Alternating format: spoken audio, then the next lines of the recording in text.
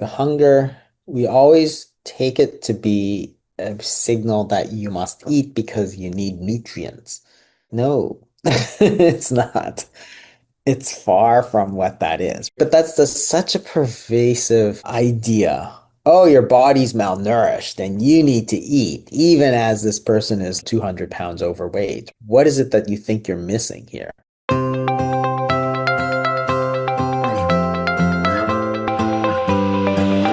Welcome back to another episode of the Fasting Method podcast. This is Coach Terri Lance, and I am here today with Jason Fung. Jason, how are you doing today?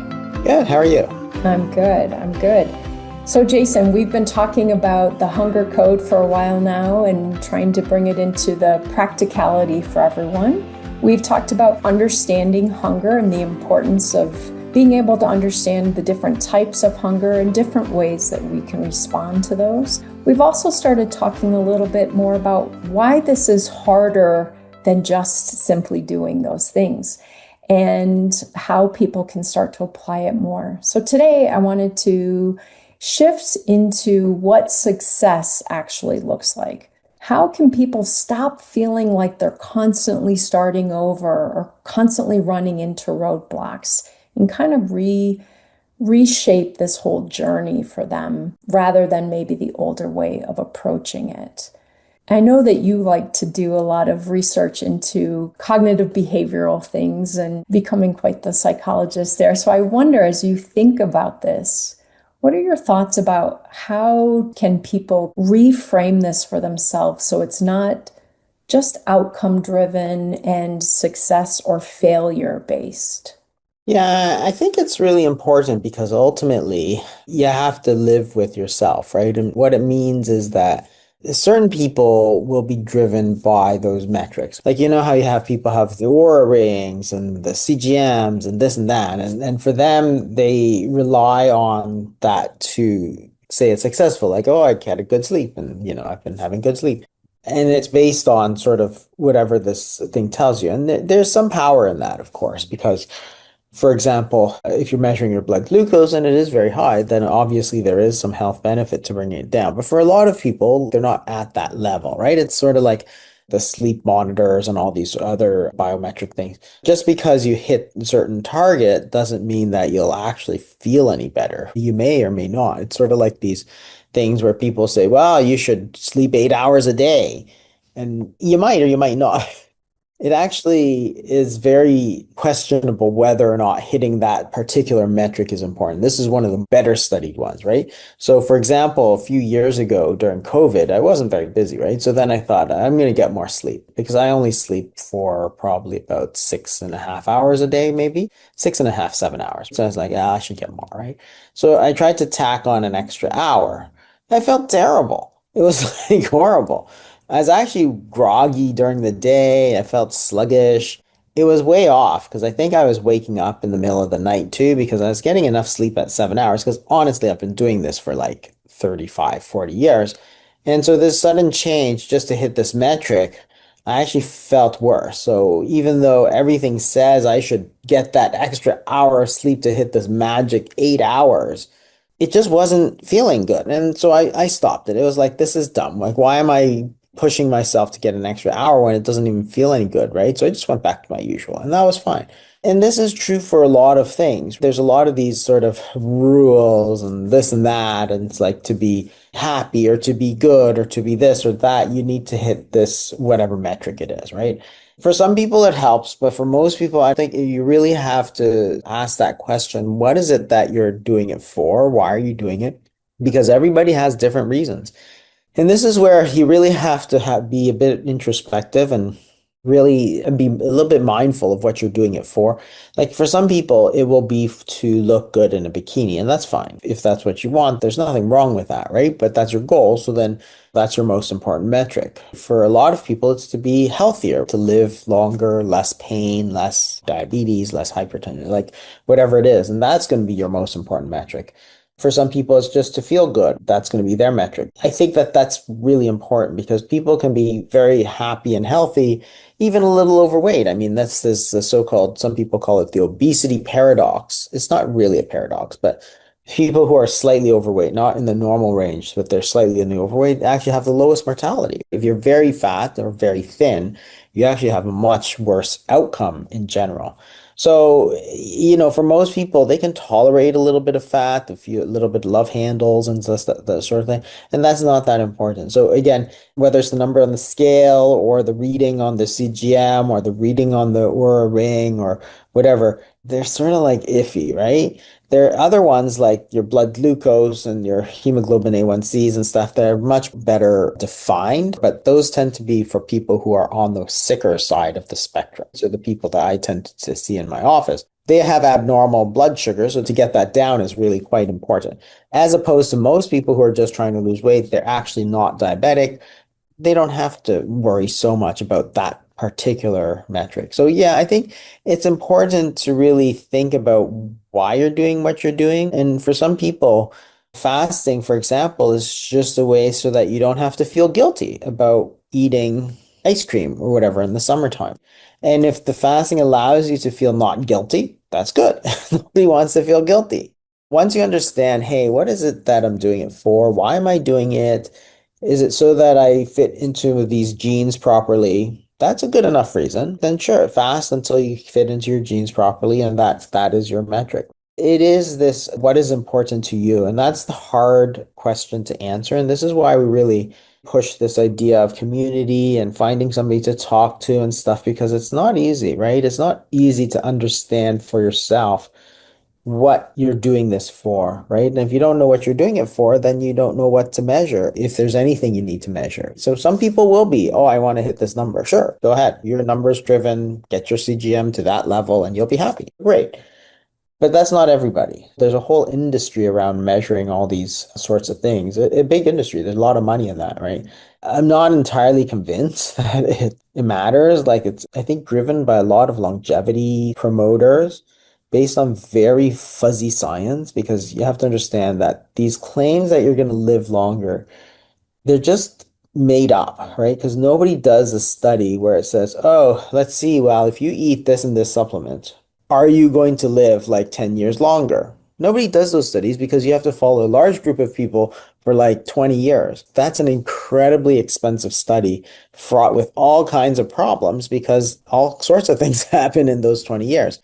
So nobody ever does those studies. So anybody who says that, oh yeah, it's proven science, is like, it's not proven science. It's just a bunch of marketing stuff. And that's where a lot of these people online are like, eat this, eat that, don't eat this, don't eat that for longevity. It's all very just sort of fuzzy a little bit, right? So even fasting and autophagy, that's an important topic, but the data actually is not really even there. You can't say, well, if I fast this long, I'll live 5 extra years, right? There are certain health benefits that you can measure, but the sort of longevity benefit, like we don't say, oh, you're going to live longer, right? It's just that's just marketing stuff. So just be aware of that when you're trying to figure out what you want to do. And some people are, oh, I want to increase my health span, which is another buzzword that was basically created out of nothing, right? It's like health span. Well, of course, everybody wants to live healthy. Like all you did was make it a word and pretend you discovered something important. Everybody wants to be healthy, right? There's nothing to it. That's the sort of thing about redefining success. It's a tough thing. Talking to people, talking with a coach, that is very useful to really find out what truly is important to yourself, because if you can find it, then you can design your regimen so that you're more likely to succeed. And success, of course, looks different for every single person. Yeah, I like that. It's that really success is about your values. And if your value is reaching that particular number on the scale, well, that's great. But for so many people in our community, so many clients that I talk to, once they start to drill into that a little bit, they realize that's an arbitrary number. They looked at some chart or they remembered what their weight was prior to having their 3 children or whatever. And they think that's where their body should be at this point. I just had these kind of really epiphany type conversations with a couple of clients just yesterday. And both of them, we got to this concept of thinness and this drive that they had been under all of their lives. Both were women, late 60s, early 70s. And they grew up in a time with Twiggy and thinness was valued, and they began to really equate their own self-worth with how thin they were. And as we really looked at it, what they noticed over their lifetime of old diet mentality is they would do something really intense to lose the weight and then slide back up to that place where it was no longer tolerable. And then do something really intense to get back to that kind of ideal weight. And what they recognized is they were never happy.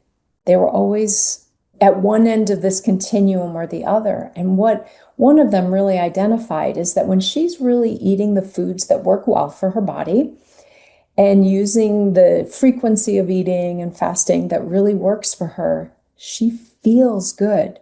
The food noise is down. The hunger signals are turned down, and she feels good in her body. It's once she goes back into that, uh-oh, someone commented about something about my weight. I need to go back into that thinness focus, that she no longer felt well. And so I know, like you said, the health span thing, I do try to encourage people to think of, how do you want to feel now? People talking about, I want to be that grandparent that can get on the floor with my grandkids and run outside with them. They're not saying I want to live 45 extra years necessarily, but I want quality. If it's something that I can positively affect, I want to do that. I want to create the lifestyle that feels good while I'm here. So I like that focus that you have on, it's really about what your true values around these things are. And I think sometimes people dismiss or feel a little bit embarrassed if their goal is appearance related. Like, I want to look good in this outfit, or I want to look good in this bathing suit. And I encourage them not to feel embarrassed about that. If that's of high value to you, great. Then you will be willing to learn this pattern that helps get you there. But it's not, I've succeeded because I got here and now I'm done. Because this takes us all back, I think, to old diet mentality. Now I've gotten off of this point of where I want my body to be, where I feel my best, and now I have to fight my way back to it. I want to help people stop the fighting their way to a goal versus living a way that creates that. Yeah, and I think it all comes back to mindset, right? What you're trying to do is not create this situation where, like, okay, I'm going to follow this super, super strict diet and this and that. But all the while, you're creating a lot of hedonic hunger, a lot of conditioned hunger, a lot of, because you're not having it. It's like, I want it, but I can't have it because I need to hit this number on the scale. You're having other issues down the line. So that's where changing your whole mindset is kind of important, because if you have this sort of, I want it, but I can't have it, that's ultimately going to fail. You have to get to the point where you're like, I don't really need this, or I don't really want it. I can have a little bit and then be enough for me, or I'll have it in this certain setting. That's where the hard work is, right? It's really in changing that whole attitude and mindset. But until you do, this whole yo-yo will always continue. And people have that a lot, I think, with the fasting. They realize that, hey, this is not just I fast until I get to my weight, then I just forget all about it, right? This like, yo, no, this is actually something that is actually supposed to be sustained for a long period of time, because that's the way we've done it, right? Or we fast this many hours during the night, plus once in a while you have a little bit more stricter fasting, right? So this sort of natural rhythm, if you will, works, right? Because we've been able to do it, but it's not, I'm going to do this until I hit the scale, then boom, I'm back to my usual, junk food and eating all the time sort of thing. So that's where the hard work really lies, in trying to change people's mindset around things. And that's where communities and stuff are really important, because that's how we shape our attitudes. I always think it's so important to do these things in a community, but that's not the way that, like, you look at diet culture, and it's never one of these things where it's like, oh, let's do it as a community sort of thing. It's always one of the, like, I read this book, so I'm going to follow this diet. Your friend is, I read this book and I'm going to follow this diet. And it's like, okay, well, really, you're doing each your own thing, but now you're not getting the support of each other. It's one of these things where you have to really come as a community with your friends, with your family, and say, this is what's important. This is why we're doing it. This is how we're doing it. It makes it much more sustainable in the long term. It's not something that you can just overcome on your own. Like you can to a certain extent, but it's going to be so much less successful and much more difficult to do.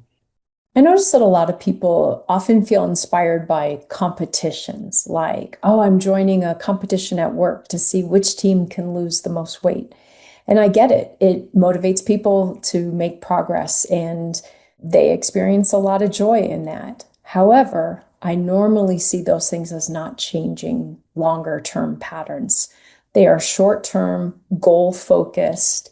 And then once again, once it's over, going back into behaviors. And I think that's one of the reasons why the TFM community is so different. No one's in competition with anyone else. We're not on teams seeing who can lose the most weight. It's really individuals working together. How can I transform my way of thinking? How can I transform my relationship with my body and the way I talk to myself and the way I approach social settings and the way I navigate a really busy week at work or high stress or tragedy? How do I navigate these things? And again, we're learning from each other. We hear other people's challenges and how they work through them. We hear about people's successes and what helped them reach that so that we can pull from those examples to see which things fit for us in our journey. So I think that's one of the ways that TFM is so different. It's not pitting us against each other and seeing who can be the most successful. It's really how can we all transform?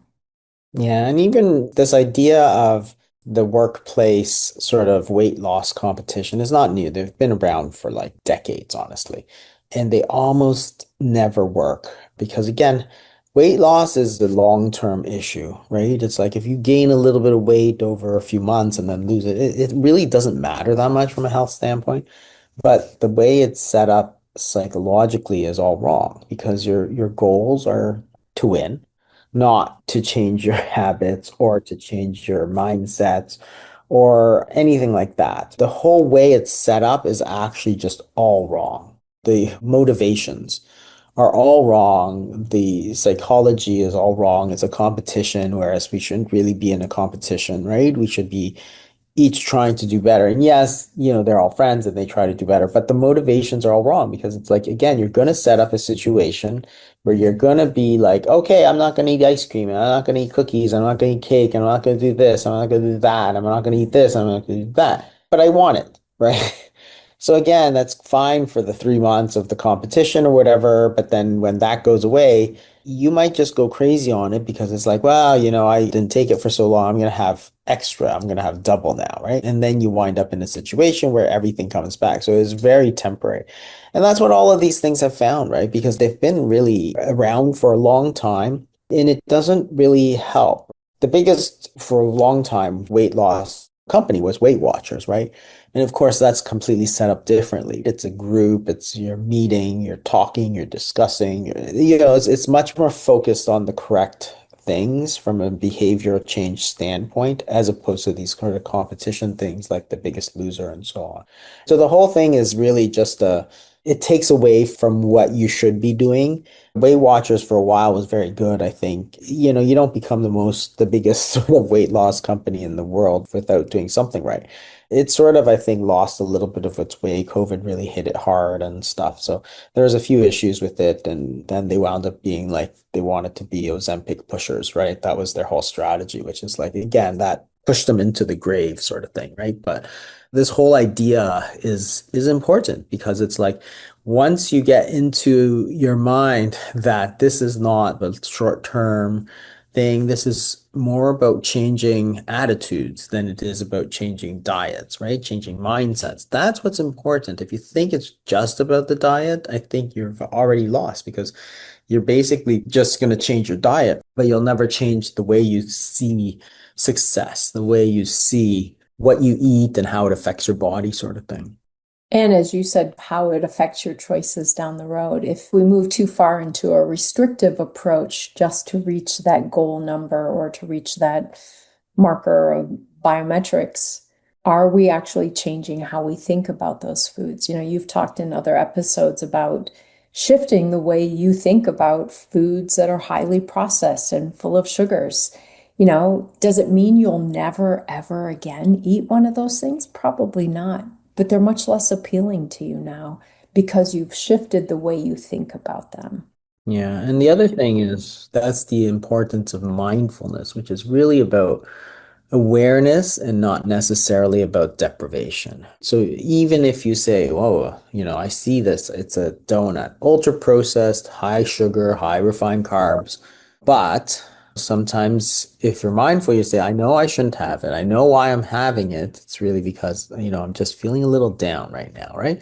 It doesn't mean that you necessarily don't have it, but you know why you're doing it. Because a lot of times it's going to make the difference. Yes, on those times you'll have it, but there are other times, so many people say, I didn't even know why I ate that. Right? It's like, yes, that's the whole point. If you know why you're eating it, yes, then maybe you will eat it. That's okay. But you have to accept it. It's about acceptance and not denial, right? It's like, I accept it. I accept that that is not good for me. I accept that that is everything I'm sort of against, but this time I am going to do it anyway, right? And that's okay. But it's when you don't know and you keep doing it for reasons that you can't understand or don't know about, that's where the problem lies, right? Because then you can't change it. Yeah, I think that's really important in that often what happens, it's not eating the donut in the moment that sets things in the wrong direction overall. It's that once we do that and don't know why we've done it and accept it and be gracious with ourselves, now we're stuck in the pattern of we're doing it all the time. And our body doesn't do well with that ultra processed food all the time. But learning how to be more mindful about it, learning how to enjoy those things when they work for you. And that's going to be different for you than it is for me. So I wonder if we could talk some about, again, trying to make this more concrete for people, because the questions that we get most often in TFM, I would say all of that philosophically makes sense to people. And then it gets down to the nuts and bolts. How do I do that on Monday when my boss gives us a new assignment and we only have until Thursday? How do I do that when my in-laws are coming to town and then we're leaving on a cruise? You know, how do we navigate these things? Be aware of how we're responding to hunger, what hunger is about, what to do with our hunger when life is so lifey that we just don't even feel like we have the time to really focus on it. Yeah, I think that that's where it's really important to understand which type of hunger are we dealing with because they really are different tools that you need, right? So if you're talking about the physiologic hunger, which, as we've discussed, is probably the minority of cases, right?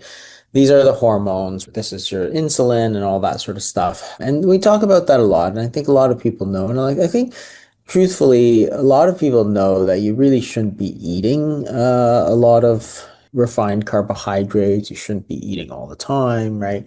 You shouldn't be eating all these cookies and snacks, right? So most of the foods we sort of agree on, right? Cookies are bad, brownies are bad, potato chips are bad, French fries, like that's not that controversial, right? But if that is your problem, and there are a lot of people who are like, I just get so hungry. And maybe it is the physiologic. Then you have to say, okay, well, what can I do, right? And there's a lot of we talk about that a lot. There's a lot of books, right? So you can focus on eating more protein, right? That's the big thing at the moment, or fats, right? Which is the big, like 5 years ago when it was a big keto thing. So proteins and fats and cutting down the carbohydrates and refined foods, eating bulky foods like vegetables and stuff. Those are all great things, right? That's a totally different situation than if you're trying to deal with in-laws, right? Or cruises or how to deal with vacations. And you really have to come up with very specific things. So I think we do a whole session on like what to do around the holidays, right? Around the holidays, we always have a few discussions about that because everybody needs a few of those, reminders of, hey, how are you going to deal with it? Because there is a lot to think about, and they're relatively easy fixes. For example, because you're going into a situation where you're going to have a lot of food, maybe you do a bit more fasting before or after. If you're going for a big meal, maybe you want to have a little something to sort of spoil your appetite so that when you go, you're not really as tempted by all those other things. You've sort of filled up a little. So those are all sort of strategies, very specific strategies. Every one of those is different. I mean, in the hunger code, we talk about like if your problem is hedonic hunger, for example, then what you have to do is find out what other than food you can use to reward yourself or make yourself feel better, right? And that's going to be a very different thing. So whether it's eating healthier foods, like just trying to make a little switch for something you still enjoy, maybe not, doesn't give you as much hedonic pleasure as, say, the potato chips or whatever, but maybe you still enjoy it. So yes, you can replace that, right? Or you can try and do something else, like get out into a hike or a walk or whatever, right? So there's all these different strategies. Like, I mean, I tried to make it sort of a little bit more concrete in the book. If it's, say, conditioned hunger, you can do things like, instead of ordering coffee, going and lining up for coffee where you're going to be exposed to all the donuts and the cookies and all that, you can order it on the app, or you can make it in your office, or those are all like little strategies. Once you identify what the type of hunger, what it is that's driving that eating behavior, right? If you're under stress, what is it that you can do instead of stress eating? So a massage, a run. You have to figure that out for yourself, right?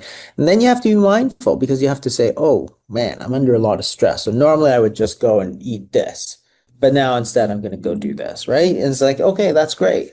For some people that's going to be enough, and some people they're going to have to figure out something else. And again, that's where the community is helpful, because that's where you get other ideas, right? Because there's lots of different things that people can do, but it doesn't always occur to everybody that, hey, this is a great idea, right?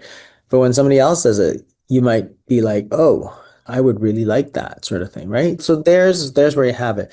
In other groups, such as Alcoholics Anonymous, they have like somebody on call, basically, right? So that's the sponsor. If you have a problem, like if you are really craving that thing, you call your sponsor, right? Which is a fantastic structure to have. And again, why they've lasted all these years, because they've built that strategy correctly by putting community and connection, human connection first, as opposed to it's all about knowledge. I just need to teach you the right thing to eat, and then you're going to be fine. And if you can't be fine, it's all willpower. Like, no, you haven't structured it properly in the way that humans need.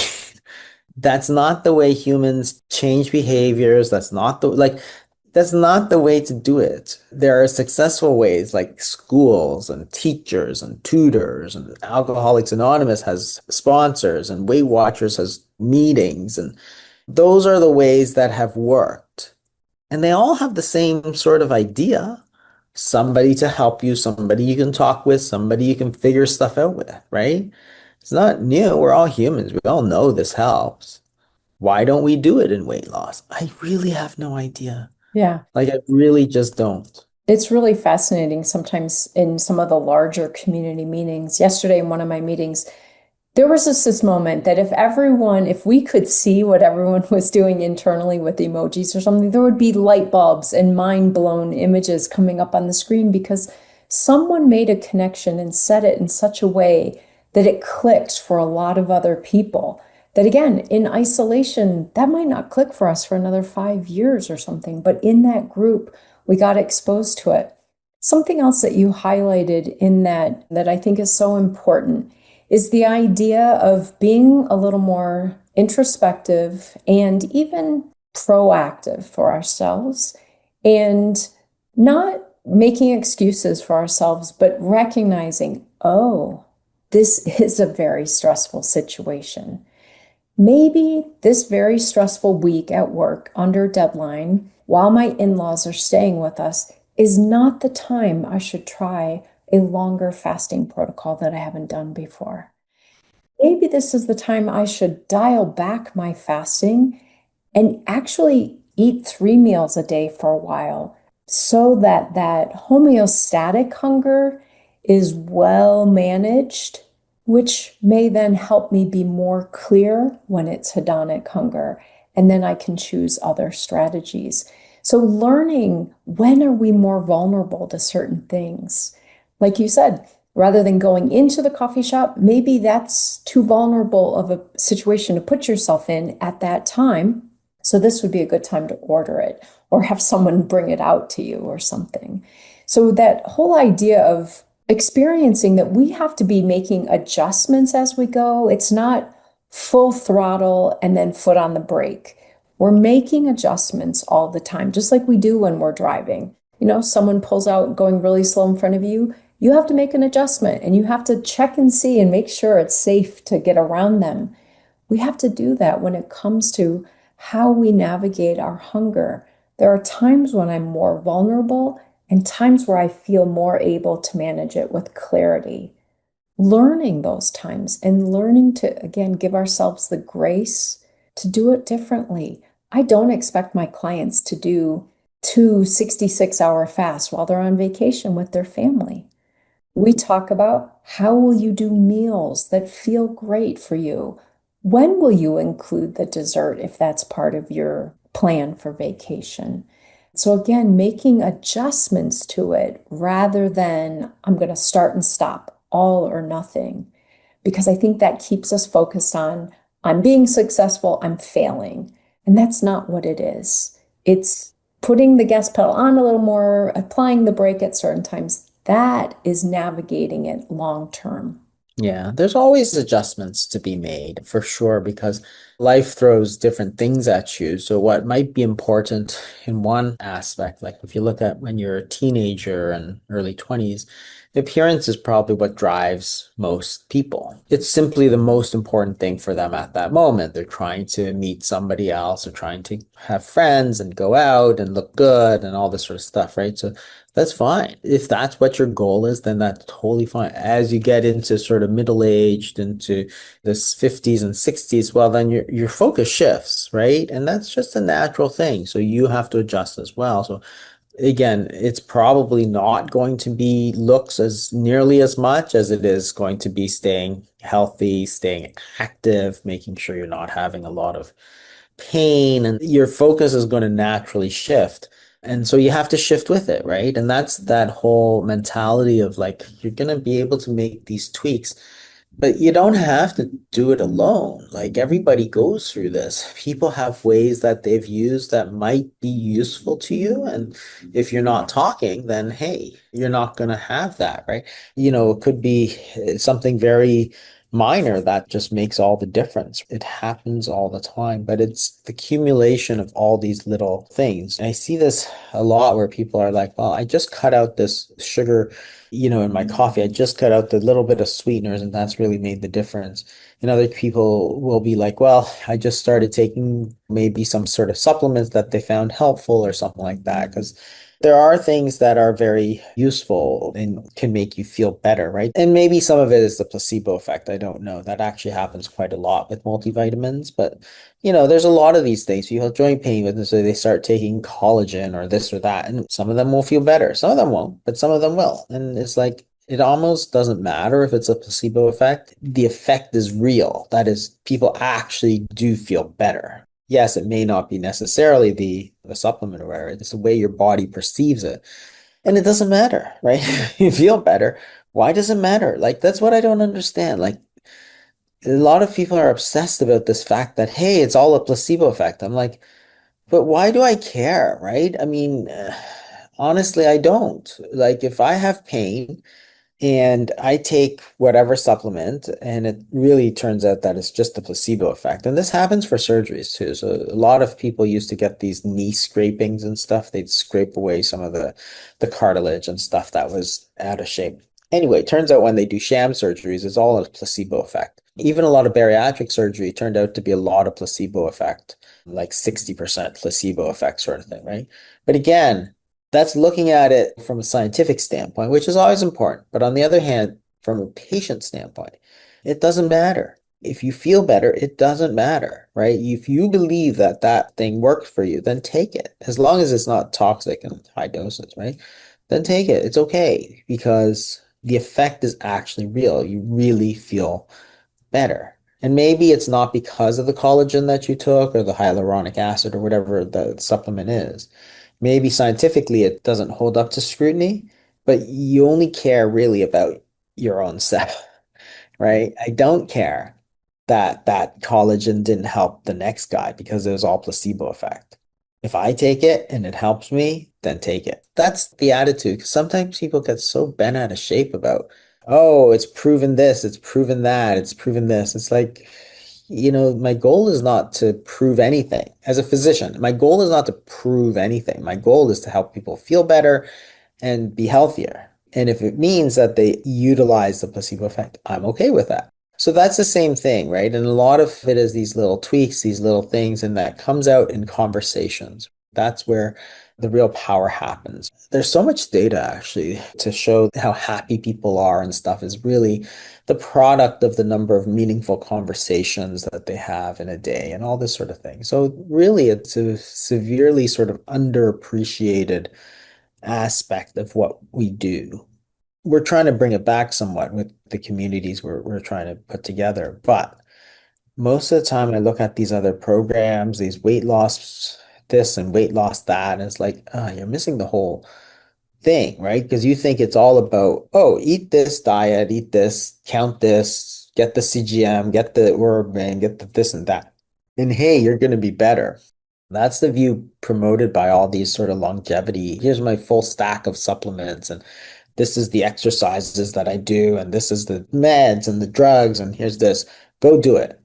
It's like, yeah, that's not going to help that much. Mhm. So, Jason, as we wrap up here, one of the things I wanted to share is something that really highlighted a takeaway for me from this book. And you and I have been talking about the hunger code for a while now, and this really stood out to me. I was listening to someone through social media, but he was, he's a little bit more of a holistic healing kind of person, and he was doing a demonstration on physical pain. And he was really trying to get across the message that pain, physical pain and emotional pain, are really just messengers. It's the body or the brain telling us something needs to be paid attention to. And that was really something that I then drew to the hunger code. Hunger is a messenger telling us something needs to be paid attention to, whether it's a physiological need, an emotional need, a connection need, a habit, whatever. And I think that's a really big takeaway for me in this is understanding our hunger, understanding how we navigate it. It's just letting us know something needs attention.